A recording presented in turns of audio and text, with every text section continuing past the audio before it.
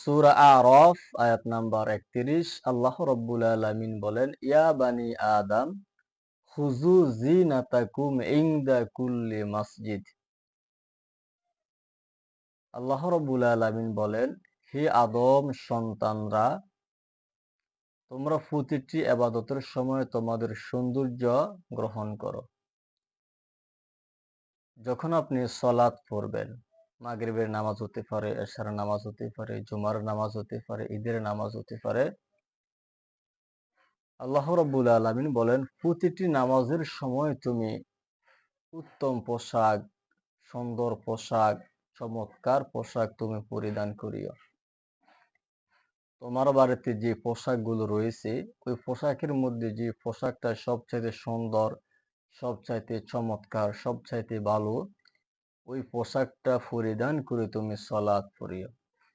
কারণ যে ব্যক্তি নামাজ পড়ে ওই ব্যক্তি হচ্ছেন আল্লাহ রাব্বুল আলামিনের মেহমান।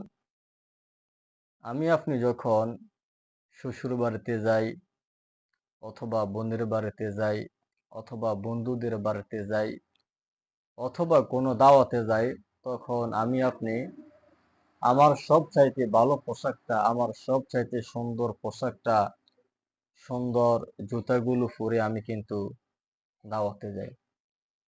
অথচ যে ব্যক্তি নামাজ পড়ে ওই ব্যক্তি হচ্ছে আল্লাহ রাব্বুল আলামিনের মেহমান।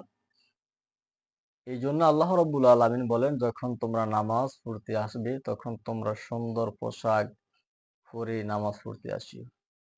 আজকাল দেখা যায় অনেক যুবক ভাইয়েরা নামাজ পড়েন কিন্তু মাথায় টুপি দেন না। আবার অনেক লোক আছে বাসার মধ্যে সুন্দর সুন্দর নতুন কাপড় চোপড় আছে, ভালো জামা আছে, পরিষ্কার পরিচ্ছন্ন জামা আছে, এইগুলো থাকা সত্ত্বেও সে কিন্তু ভালো পোশাক পরে না, ভালো একটা জামা পরিধান করে সে মসজিদে আসে না। মসজিদে আসে নোংরা পাঞ্জাবি পরে, নোংরা একটা লুঙ্গি পরে। অনেক সময় দেখা যায় একটা টুপি পরে, যে টুপির মধ্যে অনেক বালু আছে, অনেক ময়লা আছে, কোন বছর কিনছে তার নিজেরও জানা নেই।